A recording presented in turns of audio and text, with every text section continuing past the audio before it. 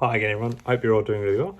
So far we have seen a non-direct response from the West to the Russia-Ukraine crisis. It has been one that involves sending both lethal and non-lethal aid to support Ukraine, as well as a raft of sanctions aimed to break down the Russian financial system and causing disruption on the home front. Now, some of the actions taken by the West towards Russia, often through intergovernment organizations or corporations, have been sanctions targeting Russia's financial systems, particularly the blocking of Russian money transfers, halting of trade of Russian companies, both inside and outside Russia, as well as cutting off Russian banks. Interestingly, there has also been a raft of companies that have suspended operations, from fast food chains such as McDonald's to soft drink companies of the likes of Coca Cola and Pepsi. Food and drink aside, some of the earliest companies to suspend sales and services in Russia were some of the big tech companies, including Apple, Microsoft, Samsung, Google, and Adobe. There's also been recent announcements from Visa and Mastercard that they will be suspending their payment platforms from operating in Russia, essentially grinding to a halt much of the electronic transfer of money that many Russians rely on for day-to-day transactions. While definitely causing disruption to the lives of many Russians and thus placing further pressure on Putin to de-escalate the situation due to the potential backlash at home, these corporate sanctions have caused the Russian government to scramble to find workarounds to allow the country to continue to operate. And there have been some interesting developments and rumours in this space. Perhaps chief amongst them has been Putin's thoughts towards potentially allowing for software piracy. This is interesting, as Russia has traditionally been a staunch proponent of protecting the intellectual property previously, and it makes sense as they have domestically developed a lot of their own tech and accompanying software, particularly in the military and industrial space. And Russia are big on protecting that knowledge, and therefore were very much behind the spirit of intellectual property laws, to the point that they were perhaps overprotective compared to many other countries.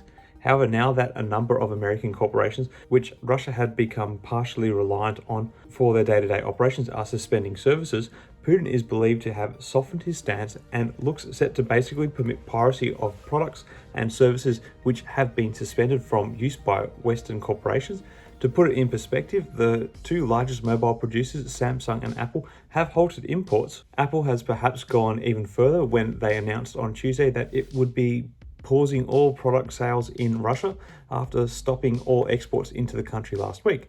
Apple Pay will be limited there as well, and RT News and Sputnik News will not be available on the company's app store outside of Russia.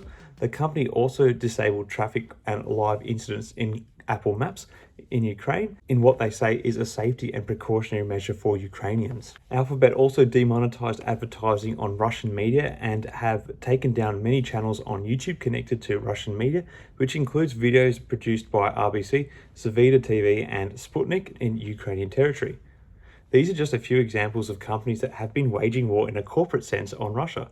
I will link a Fortune article that details many more actions by other corporations in the video description if you are curious to look more into this. While the actions of Western corporations have been well publicized, it is worth remembering that due to the proximity and historical relationships shared between the countries, that much of these types of services are actually also provided by some of the largest Chinese tech firms. Chinese firms account for about 40% of Russia's smartphone market, PC sales, and 5G network equipment.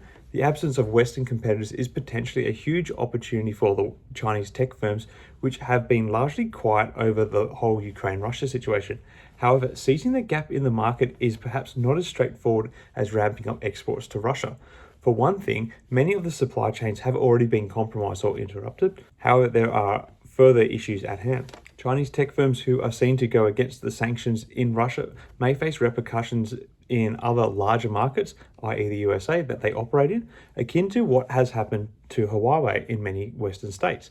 The reality is the Russian market does not account for much global tech sales and could hurt these Chinese firms on a greater level if they are seen to be operating in bad faith around the Russian sanctions. The Chinese tech firms also face the conundrum of not being paid for their services.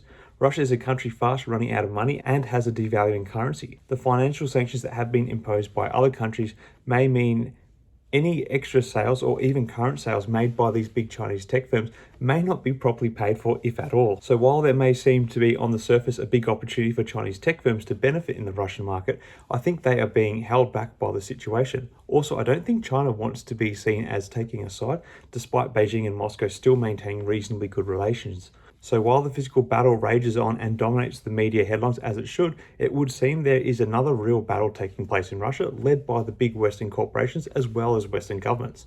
The hurt that the Russian people feel from the sanctions is perhaps a reflection on how interconnected Russia has become with the rest of the world since 1991. If the sanctions are indeed enough to halt Russia in Ukraine, I think it will make for an interesting story for how such a large military effort was toppled by the financial system, an argument many World War I historians like to make about Germany. The corporate warfare we're seeing play out could be the most powerful display we have seen since the likes of the Dutch East India Company, which in its day was the richest company in the world, and it protected and grew those riches with a fleet of 40 warships and a private army of 10,000 soldiers.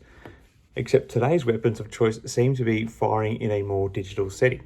I do hope this conflict does get resolved soon and we don't see any further escalation, but I do think it makes for an interesting business and world trade case study.